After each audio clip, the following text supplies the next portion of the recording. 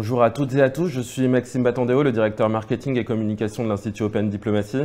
Pour toutes celles et ceux qui nous rejoignent, nous en sommes à la 5e journée consacrée à investir la finance responsable, co-organisée par l'Institut Open Diplomacy et l'EDEC. Pierre Laroutourou, bonjour. Bonjour. C'est avec un grand plaisir que nous vous recevons pour un grand entretien où nous allons tenter de penser le monde de demain avec la matrice des objectifs du développement durable. Vous êtes ingénieur agronome, je pense que c'est important de rappeler, diplômé de Sciences Po. Vous avez travaillé pendant 11 ans dans un cabinet de conseil en stratégie Arthur Andersen, devenu aujourd'hui Accenture. Vous avez participé à de nombreuses missions d'organisation et de conduite du changement dans tous les secteurs d'activité. Donc le secteur privé, ça vous connaît, vous ne parlez pas hors sol. Ce sera intéressant par rapport à vos propositions concernant le temps de travail, par exemple. En 2003, avec Michel Rocard et Stéphane Hessel, vous avez rédigé un traité de l'Europe sociale pour compléter les 5 critères de Maastricht, avec 5 critères de convergence sociale. Et vous avez obtenu le soutien de 400 personnalités, de Jacques Delors à José Bové, juste pour représenter l'espace de conviction où vous avez pu intervenir. En 2012, toujours avec Michel Rocard et Stéphane Hessel, mais aussi Edgar Morin, Cynthia Fleury, Dominique Méda et Curtis Roosevelt, vous avez créé le collectif Roosevelt 2012 afin de proposer 15 réformes pour un New Deal européen. Est-ce qu'on pourrait dire que le pacte, le plan de relance et le pacte vert sont un peu vos enfants ? Non, ce serait très peu modeste, mais effectivement, ce serait très peu modeste, mais effectivement, on a annoncé qu'on allait vers une crise majeure, on a annoncé qu'on n'avait rien réglé après 2008, on va y revenir, on peut avoir, hélas, n'importe quand une nouvelle crise économique, et déjà on montrait la gravité du problème climatique et le besoin d'un investissement massif. Notre slogan à l'époque, en 2012, c'était pour sauver les banques. En 2008, on a mis 1000 milliards en quelques jours, on a mis 1000 milliards pour sauver les banques, et heureusement qu'on l'a fait. Pourquoi est-ce qu'on ne pourrait pas mettre 1000 milliards pour sauver le climat? Et depuis, je suis devenu député européen, le Parlement m'a confié un rôle important, je suis rapporteur général du budget, rapporteur général de tout le budget européen 2021 pour le Parlement, et je peux montrer comment on peut trouver de l'argent si on veut gagner la bataille du climat et créer 5 millions d'emplois dans toute l'Europe.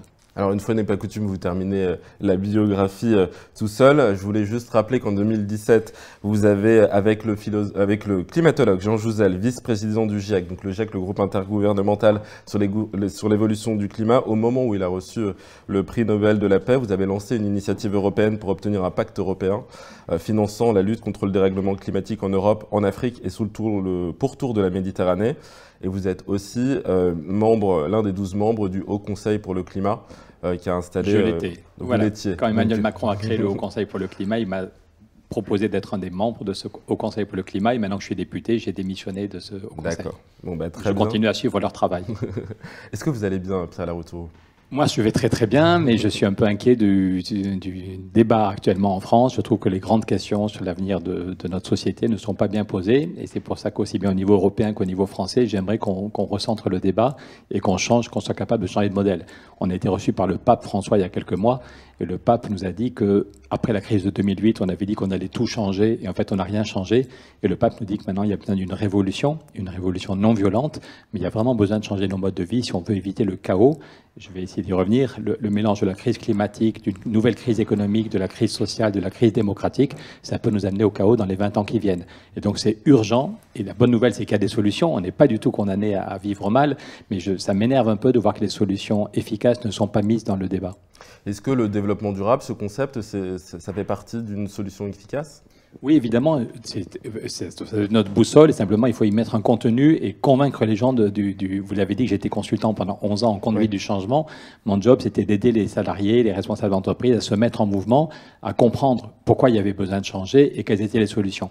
Pourquoi il y a besoin de changer? Je ne sais pas si on peut, peut-être que vous êtes déjà convaincu, mais parmi les gens qui nous regardent, si on veut faire bouger les choses, le dérèglement climatique, il est en train de s'accélérer. Certains disent qu'au moins avec le virus, ça s'est calmé du côté du CO2, c'est faux. Je ne sais pas si on peut faire un zoom sur cette courbe. C'est d'après les sociétés d'assurance, on voit que le nombre d'événements climatiques qui ont des conséquences économiques a été multiplié par 2,5 en 30 ans. Voilà. Donc le problème climatique, c'est pas peut-être une hypothèse dans 50 ans. On le voit déjà. Il y a eu 700 morts au Canada à cause des canicules. Il y a eu 200 morts en Allemagne avec les inondations. Il y a eu des milliers de morts en Afrique. Déjà, on voit que le problème climatique est une réalité qui s'aggrave. Certains vous disent qu'avec le virus, le niveau de CO2 a diminué. C'est vrai du CO2 qui vient de nos usines et de nos camions, mais si on tient compte des feux de forêt, cette courbe aussi est impressionnante, c'est l'ensemble des feux de forêt en Californie depuis un siècle. On voit que l'année 2020, c'est l'année en rouge, à elle seule, en une seule année, un tiers des surfaces qui ont cramé depuis 100 ans, un tiers, c'est en 2020. Donc le dérèglement climatique a pris une telle ampleur que même quand l'économie est à l'arrêt, le CO2 qui vient des feux de forêt fait plus que compenser la baisse du CO2 qui vient due au virus. Donc voilà, est-ce qu'on est capable, enfin, ça fait plus de 30 ans qu'on a créé le GIEC, ça fait plus de 30 ans qu'il y a un consensus des scientifiques sur le fait qu'il y a un dérèglement climatique qui vient des activités humaines, donc il n'y a pas de fatalité. Est-ce qu'on est capable de trouver les moyens financiers pour isoler les maisons, faire des transports en commun, développer les énergies renouvelables, transformer l'agriculture? On y reviendra, je suis persuadé qu'il y a des solutions. Le développement durable, et rien qu'en France, on peut créer 900 000 emplois. Vous l'avez dit avec Jean Jouzel, avec d'autres, on se bat pour des financements. Et l'ADEME nous soutient, l'Agence pour les économies d'énergie, qui vient du ministère, qui dit ce qu'on dit est sérieux. Oui, c'est possible, s'il y a une volonté politique. Et rien qu'en France, on peut créer 900 000 emplois sur tous nos territoires. 900 000 emplois. Mais ça ne suffit pas. Il y a 5 millions de chômeurs en France. Donc il faut trouver d'autres solutions.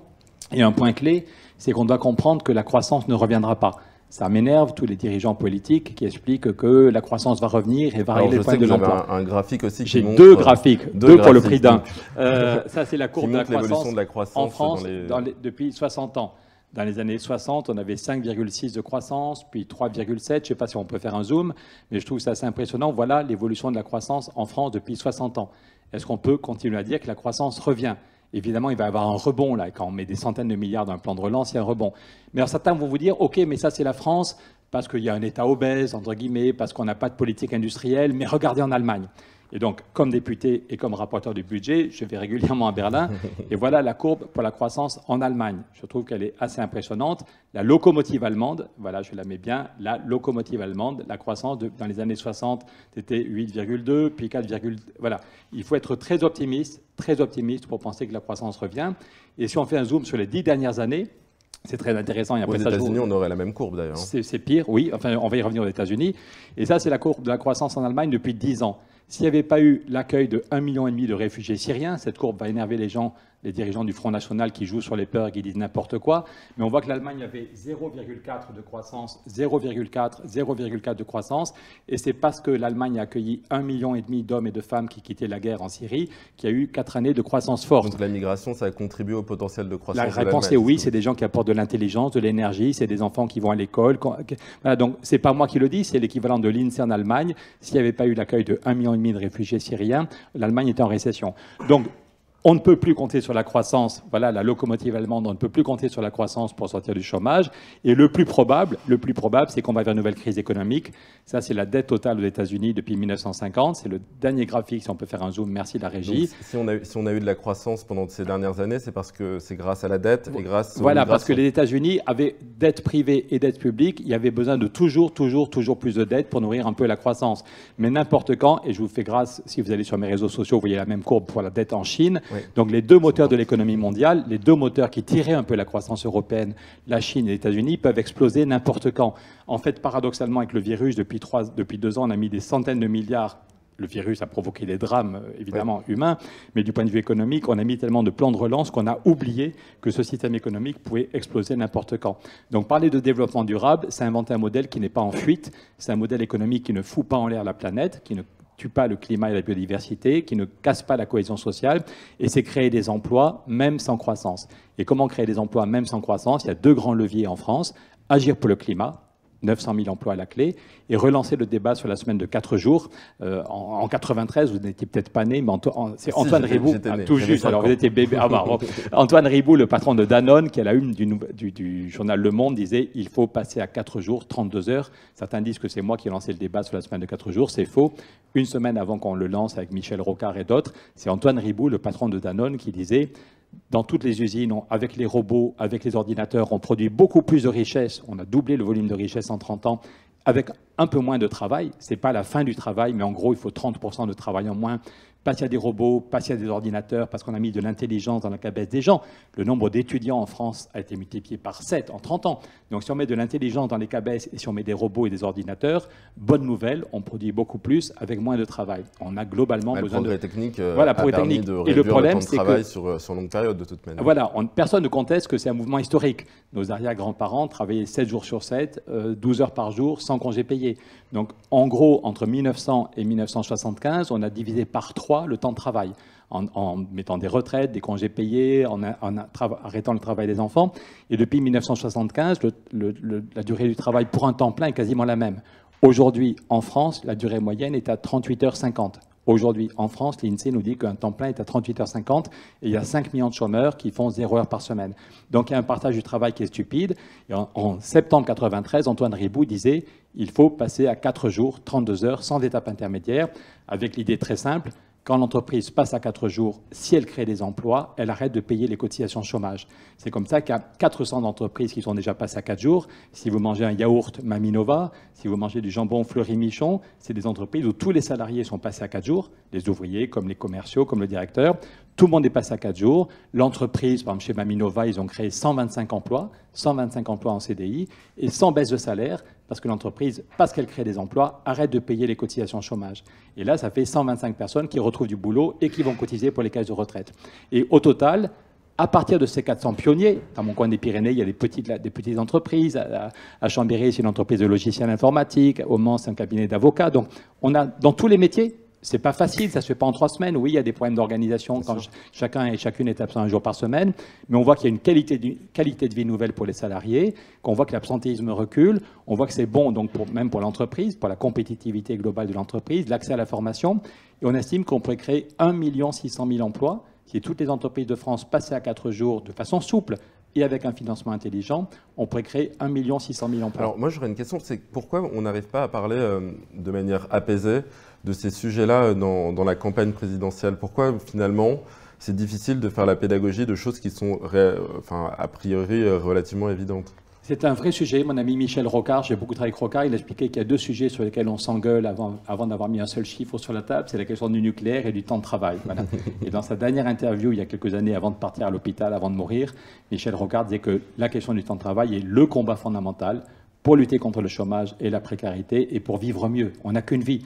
Moi, j'ai pas envie d'attendre d'être à la retraite pour avoir du temps pour vivre. Je trouve stupide un monde du travail où on a vraiment du mal à trouver un vrai boulot avant 25 ou 26 ans. On galère, on fait des stages, mais on a du mal à avoir un vrai boulot avant 25 ou 26.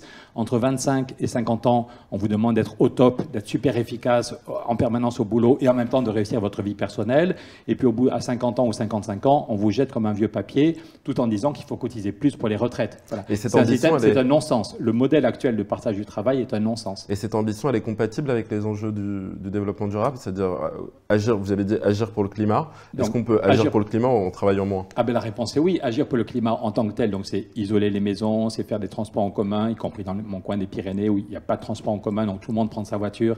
S'il y avait des transports en commun efficaces, les gens seraient très heureux de ne pas prendre leur voiture, surtout en hiver où c'est dangereux. C'est développer un autre modèle d'agriculture. L'autre jour, j'étais invité par l'événement de rentrée des jeunes, de la branche jeune de la FNSEA, ça montre qu'il y a une évolution des mentalités.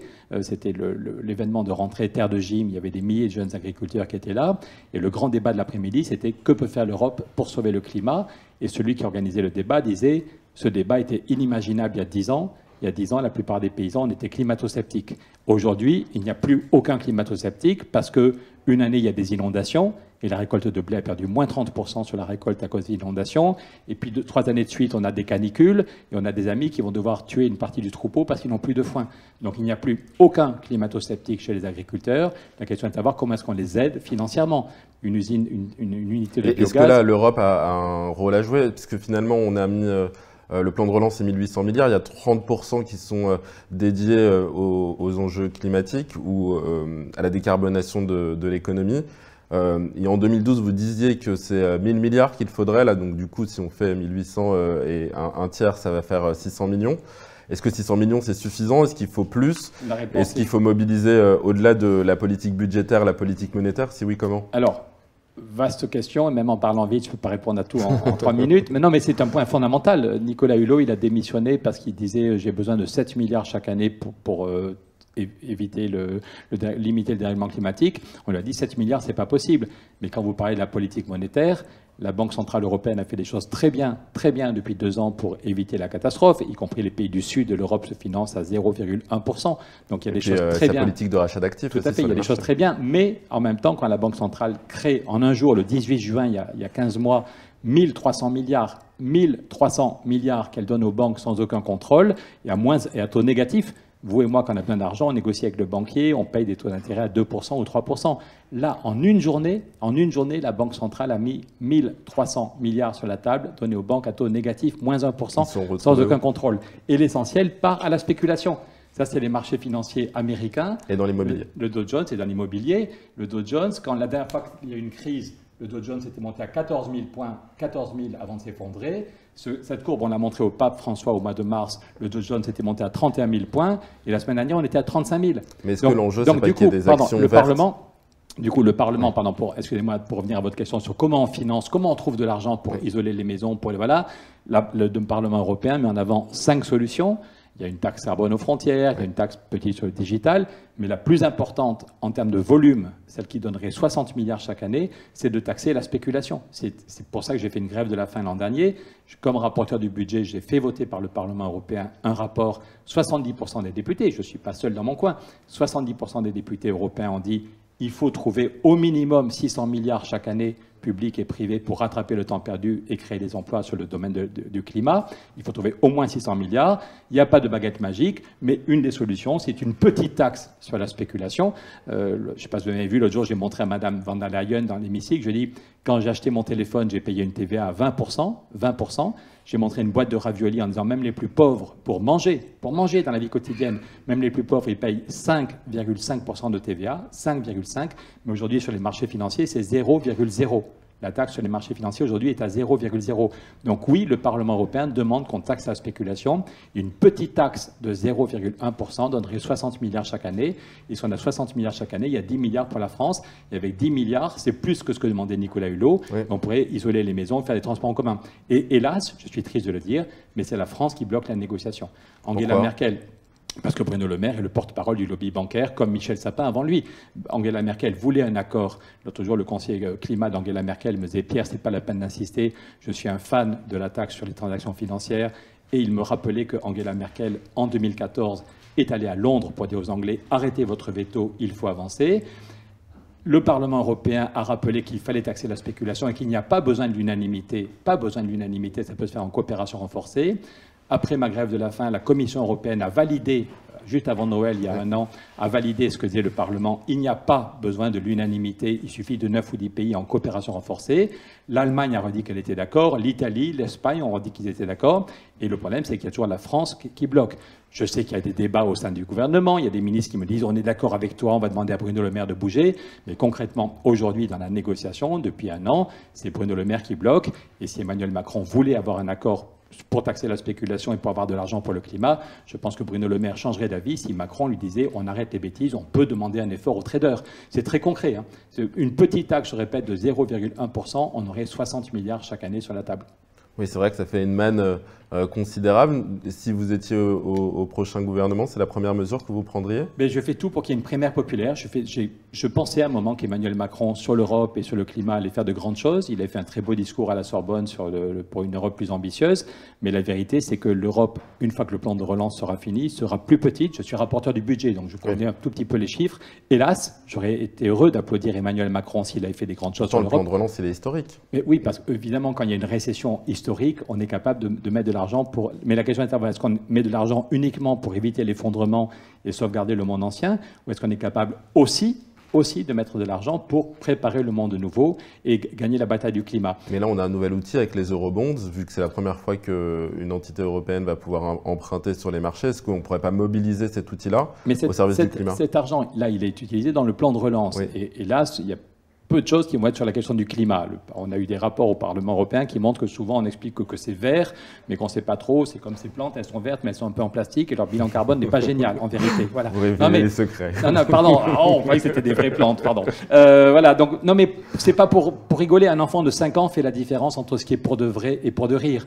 Quand il y a 700 morts au Canada dans les canicules, c'est des gens comme vous et moi qui meurent en quelques heures pour de vrai. Quand il y a 200 personnes qui meurent dans les inondations, quand il y a 1000 morts avec le cyclone Idai, c'est pour de vrai. Donc moi, je ne peux plus supporter. Franchement, je suis un bon bourgeois gentil et non violent, mais je trouve ça scandaleux. Ils ont du sang sur les mains. Le discours d'Emmanuel Macron au One Planet Summit, il dit « On est en train de perdre la bataille, on le sait ». On est en train de perdre la bataille, on le sait. Emmanuel Macron dit « Il y a 20 ans, les dirigeants avaient une excuse, ils ne savaient pas. Mais nous savons. » Et effectivement, on sait et on ne fait rien. Ce qu'on fait est marginal. On fait du blabla. Donc c'est juste scandaleux, alors que ça pourrait être un très beau projet pour l'Europe, qui relance les 27 pays, qui crée de l'emploi. C'est aussi l'occasion d'un nouveau partenariat avec l'Afrique, de trouver des moyens de coopérer avec le reste du monde. La question du climat, c'est sans doute le seul sujet qui peut rassembler Israéliens et Palestiniens. Quand vous allez à la COP à Glasgow ou la dernière fois à Madrid, c'est émouvant de voir des femmes malgaches qui travaillent avec des Israéliens, avec des Palestiniens, avec des Iraniens, avec des Japonais. La question du climat, elle intéresse aussi bien quelqu'un qui vit dans la plus grande pauvreté au Bangladesh et quelqu'un qui est riche à San Francisco. C'est vraiment sans doute un des meilleurs moyens pour avoir un vrai projet qui relance l'Europe, qui crée de l'emploi, qui met de l'argent dans l'innovation, dans la recherche, mais aussi dans l'isolation. Tous les maires ruraux nous soutiennent. Donc hélas, j'ai vraiment cru à un moment qu'Emmanuel Macron allait faire les choses en grand sur le climat et sur l'Europe. Il ne le fait pas. Donc avec la primaire populaire, j'espère qu'on va arriver à rassembler, parce que si on a 5 candidats à gauche, c'est dramatique. Tous ceux et celles qui nous écoutent peuvent aller sur le site primairepopulaire.fr. Et si on arrive à se rassembler, on peut avoir une nouvelle équipe qui arrive au pouvoir en avril prochain. Et dès le mois de mai, ce sera la présidence française. On fait un sommet européen, on invite les 27 chefs d'État dans la maison de Jean Monnet à la fin du mois de mai, et tous les dossiers qui sont bloqués par la France, la taxe sur la spéculation, la sortie des énergies fossiles, tout ça, on relance l'Europe, avec 10 ou 12 pays qui le voudront. Donc dès le mois de mai prochain, on peut avoir un renouveau de l'Europe. C'est une équipe avec une autre méthode et une autre ambition qui arrive aux manettes en avril. Et donc du coup, pour conclure, parce que ce passionnant échange, ce serait quoi la première mesure que vous prendriez ? La première mesure concrète. Il n'y en a pas qu'une seule. Il y a ce sommet européen en disant, chère Angela, en 2007, tu avais dit qu'il fallait Angela ne manette, mais on peut lui confier une responsabilité. Je n'ai pas vous en quelques idées pour que Angela Merkel ne parte pas complètement à la retraite.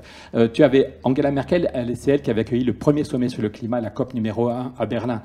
C'était son début en politique. Elle avait dit qu'il fallait dépasser l'économie sociale de marché et créer une économie écologique de marché. Après le non des Français, quand les Français avaient voté non au référendum en 2005, Angela Merkel avait dit, si le peuple allemand avait voté par référendum, peut-être que lui aussi, le peuple allemand, aurait voté non. Il faut un protocole social. En 2007, devant tous les dirigeants européens, Merkel dit il faut compléter les traités avec un protocole social, et c'est Sarkozy qui n'en veut pas. Donc je pense que si on a une équipe qui arrive au pouvoir en avril prochain, on relance une négociation européenne dès le mois de mai. Ce sera en plein dans la présidence française. On est dans un vrai calendrier. Mais aussi, on relance une négociation sociale en France. J'en ai marre, moi, des dirigeants qui arrivent et qui font passer des réformes par la loi ou par les décrets et qui bloquent le pays. Il y a des pays dans le nord de l'Europe où on a réussi à débloquer la négociation, ce qu'on appelait les accords de Wassenaar, des pays où il y avait en même temps un chômage massif, un problème de déficit commercial, un problème d'accès à la formation. Et les nouveaux dirigeants, au lieu de dire « j'ai le pouvoir et je fais ce que je veux », disent « on va prendre 3 mois pour négocier ». Et toutes les semaines, tous les lundis, tous les mardis, tous les lundis, tous les mardis, il y a les patrons, il y a les syndicats de salariés, il y a les politiques, et on se met d'accord sur un diagnostic. On n'est pas là pour s'engueuler devant des caméras, on est là pour construire. Et les accords de Wassenaar, c'est 10 ou 12 réformes du monde du travail qui, au bout de quelques années, on a vraiment fait reculer le chômage, on a vraiment fait reculer la précarité, on a retrouvé l'équilibre de la balance commerciale, et on a amélioré l'accès à la formation. Donc, je ne pense pas que les Français soient plus stupides que le reste de l'humanité. Moi, c'est mon côté rocardien, je crois au dialogue. J'ai fait la preuve au bout de 2 ans au Parlement européen que j'ai fait voter des rapports par 70% des députés. Oui, vous avez obtenu de réelles avancées. J'ai passé mon temps, j'écoute les gens, là ça se voit pas beaucoup avec vous aujourd'hui, mais je rencontre les gens, même d'une autre famille politique, on dîne ensemble, on se revoit 15 jours après, on écoute. Donc je pense que par le dialogue, on est capable de changer les choses au niveau européen et au niveau français. Merci beaucoup. Tout ça, primairepopulaire.fr. Tous ceux qui veulent ce rassemblement, primairepopulaire.fr. Merci beaucoup. C'est sur cette note d'optimisme, après ce constat quelque peu glaçant, que nous terminerons ce grand entretien très riche, très passionnant, que je vous invite à revoir et à re-revoir pour mettre et approfondir sur la partie des courbes, puisque les constats sont étayés. Merci beaucoup pour ce grand entretien et on revient dans 5 à 10 minutes pour une masterclass dédiée aux générations futures.